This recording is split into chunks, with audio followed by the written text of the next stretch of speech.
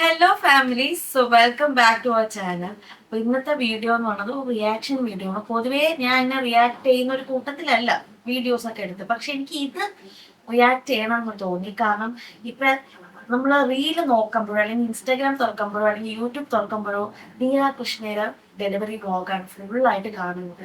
സത്യം പറഞ്ഞാൽ അതിനെ കുറിച്ചാണ് എനിക്ക് കുറച്ച് കാര്യങ്ങൾ പറയാനുണ്ട്. കാരണം ഞാൻ എൻ്റെ ഡെലിവറി ഇപ്പൊ കഴിഞ്ഞ് വന്നിരിക്കുന്ന ഒരു കുട്ടിയാണ്. ഏകദേശം 2.5 മാസം ആയതേ ഉള്ളൂ. അപ്പൊ എനിക്ക് എത്രത്തോളം ഭയങ്കരമായിട്ട് കണക്ട് ചെയ്യാൻ വേണ്ടി പറ്റും ദിയയുടെ ഡെലിവറി വ്ളോഗും. അതിൽ കുറെ നെഗറ്റീവ്സും പറയുന്നുണ്ട്, പക്ഷെ കുറച്ച് മെജോറിറ്റി ആൾക്കാർ പോസിറ്റീവ് രീതിയിലാണ് പറഞ്ഞിട്ടുള്ളത്. പക്ഷെ എന്നാലും ചില നെഗറ്റീവ് ആൾക്കാരും പറയുന്നുണ്ട്. അതിനെ കുറിച്ചുള്ള കുറച്ച് കാര്യങ്ങളാണ് കേട്ടോ ഞാൻ പറയാൻ വേണ്ടി പോകുന്നത്.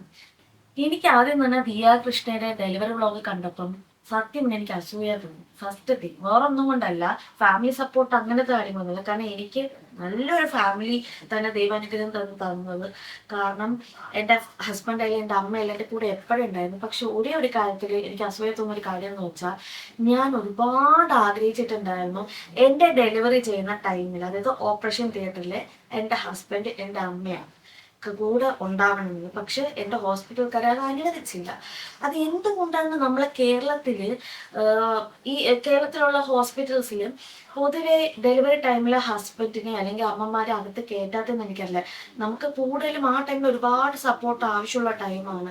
മെന്റലി ഭയങ്കര സപ്പോർട്ട് ആവശ്യമാണ്. നമുക്ക് എത്ര നഴ്സുമാരുണ്ടെന്ന് പറഞ്ഞാൽ അല്ലെങ്കിൽ എത്ര ഡോക്ടർമാരുണ്ടെന്ന് പറഞ്ഞാൽ ഒന്നും നമുക്ക് ആ സപ്പോർട്ട്, നമുക്ക് ഫാമിലി തരുന്ന സപ്പോർട്ട് നമുക്ക് ഒരു ഡോക്ടർമാരോ ഒരു നഴ്സുമാരോ നമുക്ക് തരില്ല. അതാണ് ആദ്യത്തെ സത്യം. എൻ്റെ ഹസ്ബൻഡെങ്കിലും ഒരു വട്ടം എൻ്റെ കൂടെ ഉണ്ടായിരുന്നെങ്കിൽ ഒരുപാട് ഞാൻ ആഗ്രഹിച്ചിട്ടുണ്ടായിരുന്നു. പക്ഷെ ഞാൻ പോയ ഹോസ്പിറ്റൽ അല്ലെങ്കിൽ മെജോറിറ്റി ഹോസ്പിറ്റൽ അത് അനുവദിക്കില്ല. ആ ഒരു കാര്യത്തിൽ എനിക്ക് ഭയങ്കര അസൂയ തോന്നിയൊരു കാര്യമാണ് കിംസ് ഹോസ്പിറ്റൽ എന്ന് പറയുന്നത്. കാരണം അവിടെ ദിയയുടെ കൂടെ ദിയയുടെ ഹസ്ബൻഡ് ഉണ്ടായിരുന്നു, ഫുൾ ഫാമിലി തന്നെ ഉണ്ടായിരുന്നു. സത്യം പറഞ്ഞാൽ എനിക്ക് ഭയങ്കര ആഗ്രഹമുണ്ട്. അതുകൊണ്ട് എനിക്ക് മാത്രമല്ല, മേ ബി ഈ ഒരു ഡെലിവറി ടൈമിൽ കടന്നു പോകുന്ന എല്ലാ പ്രഗ്നന്റ് ആൾക്കാരും ആഗ്രഹിക്കുന്ന ഒരു കാര്യമാണ് അവരുടെ ഹസ്ബൻഡ് അല്ലെങ്കിൽ അവരുടെ ഫാമിലി ഡെലിവറി ടൈമിൽ അവരുടെ കൂടെ ഉണ്ടാവണം എന്നുള്ളത്. അത് ഒന്നാമത്തെ കാര്യം. രണ്ടാമത്തെ കാര്യം, എനിക്ക് എന്നോട് തന്ന ഭയങ്കര റെസ്പെക്റ്റും പ്രൗഡും തോന്നിയൊരു മൂമെന്റ് ആയിരുന്നു എൻ്റെ ഡെലിവറി ടൈം എന്ന് പറയുന്നത്.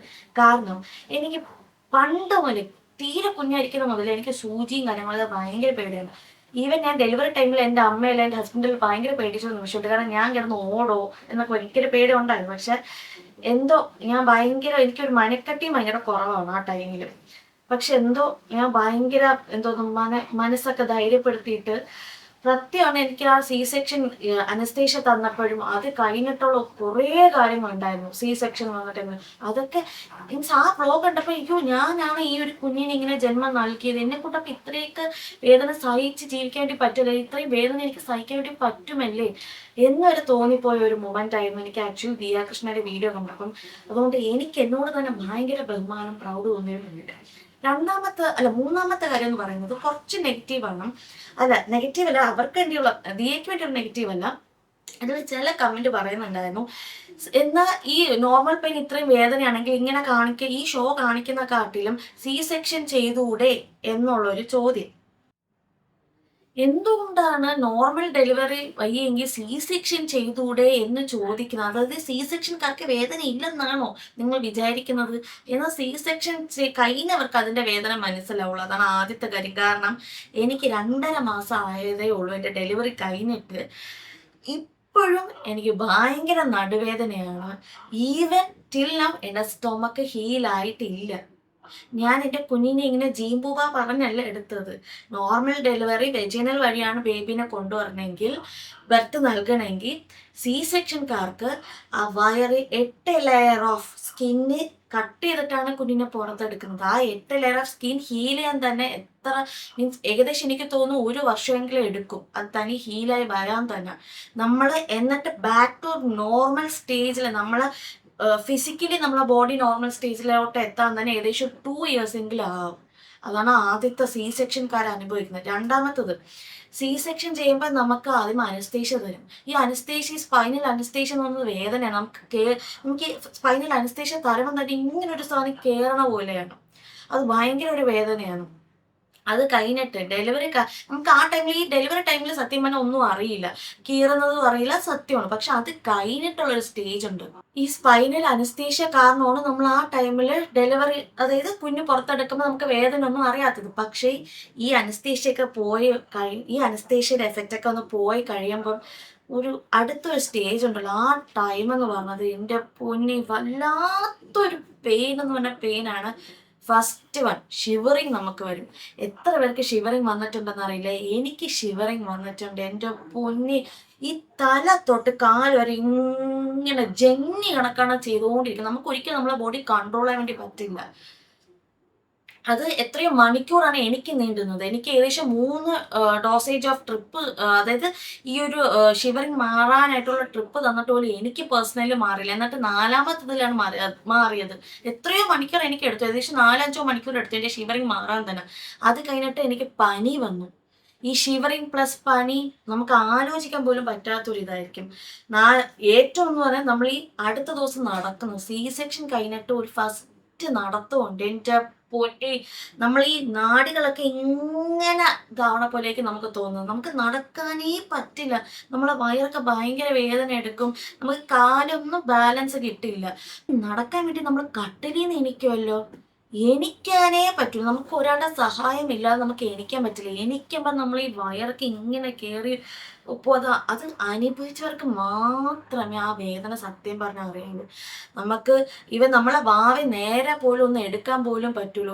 എനിക്ക് തോന്നുന്നു പെയിൻ കില്ലർ ഇല്ലെങ്കിൽ ഒരു പക്ഷേ സി സെക്ഷൻ കഴിഞ്ഞവർ ആർക്കും നേരെ വേണം നടക്കാൻ പോലും പറ്റൂല. ഹോസ്പിറ്റലിൽ എനിക്ക് പേഴ്സണലി അങ്ങനെയായിരുന്നു. കാരണം ഞാൻ ഏകദേശം ഹോസ്പിറ്റലിൽ ഒരു 4-5 ദിവസം ഞാൻ അവിടെ അഡ്മിറ്റ് ആയിരുന്നു. എനിക്ക് 5 ദിവസം പെയിൻ കില്ലർ ഉള്ളതുകൊണ്ട് മാത്രമാണ് ഞാൻ കഷ്ടപ്പെട്ടാണ് ഞാൻ ഇരുന്നത് പോലും. ഇരിക്കാൻ തന്നെ എനിക്ക് ഒരാളുടെ സഹായം വേണ്ടി വന്നു. കട്ടിലിൽ നിന്ന് എണീക്കാൻ തന്നെ എനിക്ക് ഒരാളുടെ സഹായം വേണ്ടി വന്നു. എണീക്കുന്നത് ഭയങ്കര കഷ്ടപ്പെട്ടിട്ടാണ്. ആ കട്ടിലിൽ നിന്ന് ഇപ്പുറത്തെ ചരി കിടക്കാൻ പോലും എൻ്റെ വയറ് എനിക്ക് അനുവദിക്കൂല. കാരണം എനിക്ക് അത്രയ്ക്ക് പെയിനാണ് ഞാൻ അനുഭവിച്ചിട്ടുള്ളത്. ഈവൻ നമ്മൾ 2 ഇടാൻ പോലും ഭയങ്കര എനിക്ക് ബുദ്ധിമുട്ടുണ്ടായിട്ടുണ്ട്. അത് എല്ലാ സി സെക്ഷൻ കഴിഞ്ഞവർക്ക് അങ്ങനെ ആയിരിക്കും എന്നാണ് എൻ്റെ വിശ്വാസം. നമുക്ക് 2 ഇടാൻ വേണ്ടി പറ്റില്ല. നമുക്ക് ആദ്യത്തെ യൂറിൻ പോകുമ്പോൾ ഭയങ്കര ഒരു ബുദ്ധിമുട്ട് വരും. പിന്നെ കട്ടിലിൽ നിന്ന് തിരിഞ്ഞ് കിടക്കാൻ ഇച്ചിരി ബുദ്ധിമുട്ടായിരിക്കും. കട്ടിലിൽ നിന്ന് അപ്പുറത്തും ഇപ്പുറത്തും തിരിയാൻ ഇച്ചിരി ബുദ്ധിമുട്ടായിരിക്കും. എണീക്കാൻ ബുദ്ധിമുട്ടായിരിക്കും. നടക്കാൻ ബുദ്ധിമുട്ടായിരിക്കും. ബുദ്ധിമുട്ടെന്ന് പറഞ്ഞത് പെയിനിനെയാണ് ഞാൻ ഉദ്ദേശിക്കുന്നത്. അത്രയ്ക്ക് അൺസഹിക്കബിൾ പെയിൻ ആയിരിക്കും നമ്മൾ അനുഭവിക്കുന്നത്. നമ്മളുടെ വാവ കിടന്ന് കരയുമ്പോൾ നമുക്ക് എടുക്കാൻ പോലും പെട്ടെന്ന് പറ്റൂല. കാരണം നമ്മൾ ആ കട്ടിലിൽ നിന്ന് എണീറ്റ് നമ്മളെ ഒന്ന് സെറ്റായി വരുമ്പോൾ തന്നെ ഭയങ്കരമായിട്ട് വാവാക്കാം. അപ്പം നമുക്ക് ഭയങ്കരമായിട്ട് മനസ്സൊന്നും പെട്ടെന്ന്, അയ്യോ നമുക്ക് പെട്ടെന്ന് എടുക്കാൻ വേണ്ടി പറ്റുന്നില്ലല്ലോ എന്നൊരു തോന്നൽ നമുക്ക് എന്തായാലും ഉണ്ടാകും. ഞാൻ ഇതൊക്കെ ഈ സ്റ്റേജിലൂടെ പോയ ഒരാളാണ്. അപ്പൊ എന്തുകൊണ്ടാണ് നോർമൽ ഡെലിവറി പോരെങ്കിൽ സി സെക്ഷൻ ചെയ്തൂടെ എന്നൊരു ചോദ്യം വരുന്നതെന്ന് അറിയില്ല. നോർമൽ ഡെലിവറി ആയാലും സി സെക്ഷൻ ഡെലിവറി ആയാലും രണ്ടും, സി സെക്ഷനും നോർമലും സെയിം പെയിൻ തന്നെയാണ് തരുന്നത്. സെയിം രീതിയിൽ പെയിൻ തരുന്നില്ലെങ്കിൽ പോലും രണ്ടും പെയിനുള്ള പ്രസവം തന്നെയാണ്. നോർമലിലെ ഡിഫറൻസ് എന്ന് പറഞ്ഞാൽ, നോർമൽ ഡെലിവറിയിൽ നമുക്ക് ആ വാവ വരുമ്പം ആ ടൈമിൽ ഒരു പെയിൻ കാണും. സി സെക്ഷൻ ആണെങ്കിൽ അനസ്തേഷ്യ കാരണം നമുക്ക് ആ ടൈമിൽ പെയിൻ കാണുമല്ലോ. പക്ഷെ അത് കഴിഞ്ഞിട്ട് ഭയങ്കര ഒരു അൺസൈക്കബിൾ പെയിൻ തന്നെയാണ്. ഞാൻ നോർമൽ പെയിനും അനുഭവിച്ചു, സി സെക്ഷനും അനുഭവിച്ചു. അതുകൊണ്ട് എനിക്ക് നല്ലൊരിട്ട് പറയേണ്ടി പറ്റും, രണ്ടും എനിക്ക് ഏകദേശം പെയിൻ തന്നെയാണ് തന്നത്. അതുകൊണ്ട് ദയവേത് പ്ലീസ്, നിങ്ങൾ ഈ സി സെക്ഷൻ ചെയ്തുകൂടെ എന്ന് ചോദിക്കുന്നവർ പ്ലീസ് നിങ്ങൾ കുറച്ച് ബുദ്ധി വയ്ക്കുക. സി സെക്ഷൻകാർക്കും പെയിൻ ഉണ്ട്. അല്ല, നമ്മളെല്ലാവരും ചിരിച്ചുകൊണ്ടല്ല ഒരു കുഞ്ഞിനെ ജന്മം നൽകുന്നത്. നമ്മൾ അത്രയും പെയിൻ സഹിച്ച് തന്നെയാണ് ഒരു കുഞ്ഞിനെ ജന്മം നൽകുന്നത്. അതാണ് എനിക്ക് മെയിനായിട്ട് ഈ ഒരു നെഗറ്റീവ് കമൻസിനോട് പറയാനുള്ള ആദ്യത്തെ കാര്യം. പിന്നെ എനിക്ക് ദിയര വ്ലോഗ് കണ്ടിട്ട് എനിക്ക് തോന്നിയൊരു കാര്യം, കിംസ് ഹോസ്പിറ്റൽ അത് ആ വീഡിയോയ്ക്ക് വേണ്ടി ചെയ്യുന്നതാണോ എന്ന് എനിക്കറിയില്ല, അല്ല അതുകൊണ്ട് അവർ അങ്ങനെ കാണിക്കണയാണോ എന്ന് അറിയില്ല. അവിടുത്തെ പൊതുവെ നഴ്സുമാർ നല്ല കൈൻഡ് ആൻഡ് സ്വീറ്റ് ആയിരുന്നു. പക്ഷെ എനിക്കൊന്ന് മെജോറിറ്റി ആൾക്കാർക്കും അങ്ങനെ ആയിരിക്കില്ല, അല്ലെങ്കിൽ ഏകദേശം ഒരു 50% ആൾക്കാർക്ക് അങ്ങനത്തെ ഒരു അനുഭവം അല്ല എന്നാണ് എനിക്ക് തോന്നുന്നത്. കാരണം നമുക്കിപ്പോൾ നഴ്സുമാരായാലും ഡോക്ടർമാർ നല്ല സ്വീറ്റ് ആൻഡ് കൈൻഡ് ഇതായിരിക്കും. പക്ഷെ നഴ്സുമാരുടെ കാര്യത്തിൽ വരുമ്പം നമ്മളത് പെട്ടെന്നൊക്കെ ദേഷ്യപ്പെടും. അപ്പം നമുക്ക് ആ ടൈമിൽ ഈ ദേഷ്യപ്പെട്ടൊരു സപ്പോർട്ടല്ല വേണ്ടത്. നമുക്ക് ആ വേദന സഹിക്കാൻ പറ്റാത്തതുകൊണ്ടായിരിക്കും ഒരു പക്ഷെ, അല്ലെങ്കിൽ നമ്മൾ പേടിച്ചിട്ടേക്ക് നമ്മൾ പെട്ടെന്ന് കരയുകയോ അല്ലെങ്കിൽ നമുക്ക് വേണ്ട വേണ്ട എന്ന് പറയുന്നത്. അപ്പം ഒരാൾ നഴ്സുമാരായാലും കുഴപ്പമില്ല, ശരിയാവും എന്ന് ഈ ഒരു വാക്ക് പറഞ്ഞാൽ തന്നെ നമുക്ക് കുറച്ച് ആശ്വാസമാണ്. അതിന് പകരം മിണ്ടായിരി, കൊച്ചെ മിണ്ട, അവിടെ ഇരി, അടങ്ങിയിരി എന്ന് ഇങ്ങനത്തെ ദേഷ്യപ്പെടും, വേണ്ടാത്ത വർത്തമാനം. ചില ടൈം കുത്തണ ഇഞ്ചക്ഷൻ തന്നെ നമുക്ക് വേദന എടുക്കും. അത് അവർ ദേഷ്യത്തിൽ ചെയ്യണമെന്നൊന്നും അറിയില്ല.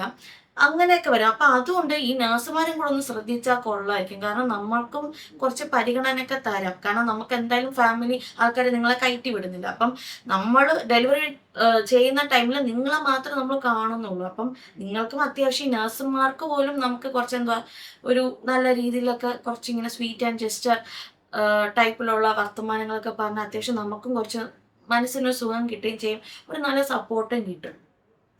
പിന്നെ എനിക്ക് മെയിനായിട്ട് പറയാനുള്ള കാര്യം, ഇങ്ങനത്തെ ഒരു ലോ വരുമോ ഇല്ലെന്ന് എനിക്ക് അറിയില്ല, അല്ലെങ്കിൽ ഇങ്ങനത്തെ ഒരു കാര്യം ഭാവിയിൽ നടക്കുമോ ഇല്ലെന്ന് അറിയില്ല. പക്ഷെ എൻ്റെ റിക്വസ്റ്റാണ് എല്ലാ ഹോസ്പിറ്റൽ ഫാക്കൽറ്റി മെമ്പേഴ്സിനോടും. കാരണം ഡെലിവറി ചെയ്യുന്ന ടൈമിൽ ആ സീരിയസ് ആകുന്ന ടൈമിൽ നമുക്ക് പറ്റില്ലായിരിക്കും. പക്ഷെ അല്ലാതെ ഒരു സെക്ഷൻ ടൈമിലും, കാരണം ഫോറിൻ കൺട്രീസിലൊക്കെ സെക്ഷൻ ടൈമിലും സെക്ഷൻ ഡെലിവറിയിലും ഹസ്ബൻഡിനെ കയറ്റാറുണ്ട്, അല്ലെങ്കിൽ ഫാമിലി മെമ്പേഴ്സിനെ കയറ്റാറുണ്ട്. ആരാണോ ആ പേഷ്യൻ്റ് ആവശ്യപ്പെടുന്നോ അവരെ കയറ്റാറുണ്ട്. ആ ഒരു സമ്പ്രദായം നമുക്ക് ഇവിടെയും കൊണ്ടുവരണം. ഈവൻ സെക്ഷൻ ആയാലും നോർമൽ ഡെലിവറി ആയാലും ആ പേഷ്യൻ്റ് ആരെയാണോ ആഗ്രഹിക്കുന്നത് കൂടെ ഉണ്ടാവണം എന്ന ഡെലിവറി ടൈമിൽ ആ ഒരു പേഴ്സണെ കയറ്റാനുള്ള ഒരു പെർമിഷൻ എല്ലാ ഹോസ്പിറ്റലിലും കൊണ്ടുവരണം. കാരണം അത് ഒരുപാട് ഇമ്പോർട്ടൻസ്, ഒരു പ്രഗ്നന്റ് വുമനെ സംബന്ധിച്ചോളം ഒരുപാട് ഹെൽപ്ഫുൾ ആവുന്ന, ഭയങ്കര സന്തോഷം തരുന്ന ഒരു സപ്പോർട്ട്, അല്ലെങ്കിൽ ഒരുപാട് സന്തോഷം തരുന്ന ഒരു കാര്യം തന്നെയായിരിക്കും. അങ്ങനത്തെ ഒരു കാര്യം നിങ്ങൾ എല്ലാ ഹോസ്പിറ്റൽസിലും കൊണ്ടുവരികയാണെങ്കിൽ ഇതെനിക്ക് എല്ലാ ഹോസ്പിറ്റൽ ഫാക്കൽറ്റി മെമ്പേഴ്സിനോട് വളരെ ഒരു അപേക്ഷയാണ്. കാരണം ഞാൻ രണ്ടാമത് പ്രസവിക്കോ ഇല്ലയോ എന്ന് എനിക്കറിയില്ല. ഇൻഷാ അല്ലാ പ്രസവിക്കുകയാണെങ്കിൽ, ഒരു പക്ഷേ ഫ്യൂച്ചറിൽ അങ്ങനെ ഉണ്ടാവുകയാണെങ്കിൽ എൻ്റെ കൂടെ എൻ്റെ ഹസ്ബൻഡും ഉണ്ടാവണം എന്ന് എനിക്ക് ഭയങ്കര ആഗ്രഹമുണ്ട്.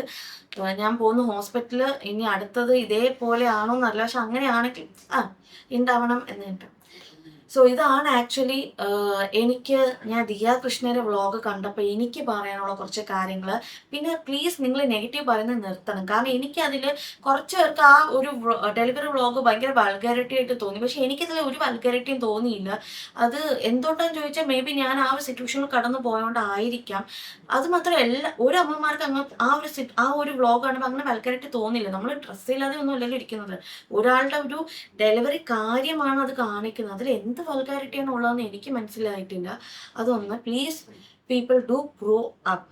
നിങ്ങൾ ഇങ്ങനത്തെ ചെറിയ ചെറിയ കാര്യങ്ങൾക്ക് കുറ്റങ്ങൾ കണ്ടുപിടിക്കാതെ, നമ്മുടെ നാട്ടിൽ ഒരുപാട് പ്രശ്നങ്ങൾ നടക്കുന്നുണ്ട്. നമുക്ക് ഒരുപാട് കാര്യങ്ങൾ നന്നാക്കാനുണ്ട്. നമ്മളെ ലോ കാര്യം എടുക്കുമ്പോൾ തന്നെ പല കാര്യങ്ങളും നമുക്ക് അതായത് നമ്മുടെ നാട്ടിൽ കുറേ പ്രശ്നങ്ങൾ നന്നാക്കാനുണ്ട്. അത് കോൺസെൻട്രേറ്റ് ചെയ്യണം. അല്ലാതെ ഇങ്ങനത്തെ അനാവശ്യ കാര്യങ്ങൾ പോയി നെഗറ്റീവ് അടിക്കാതിരിക്കുന്നതാണ് നല്ലതെന്നാണ് എൻ്റെ ഒരു അഭിപ്രായം. അപ്പൊ അത്രേ ഉള്ളൂ ഗൈസ്. സോ ഈ വീഡിയോ കണ്ടിട്ട് നിങ്ങളുടെ അഭിപ്രായങ്ങൾ പ്ലീസ് ഡു കമന്റ്, നിങ്ങളുടെ എക്സ്പീരിയൻസും പ്ലീസ് ഡു കമന്റ്. ആൻഡ് നിങ്ങൾക്ക് വീഡിയോ ഇഷ്ടപ്പെട്ടിട്ടുണ്ടെങ്കിൽ മറക്കാതെ നമ്മളെ ഫാമിലിനെ പ്ലീസ് സപ്പോർട്ട് ചെയ്യുക. ആൻഡ് മറക്കാതെ സബ്സ്ക്രൈബ് ചെയ്യണം. ബിക്കോസ് നിങ്ങളെ സപ്പോർട്ടാണ് ആക്ച്വലി നമ്മളെ ഒരു നിലയിൽ എത്തിക്കുന്നത് ഈ യൂട്യൂബ് മീഡിയയിൽ. And please share, subscribe and like ചെയ്യുക. So till then, this is Adi. Love you. Take care. Bye bye.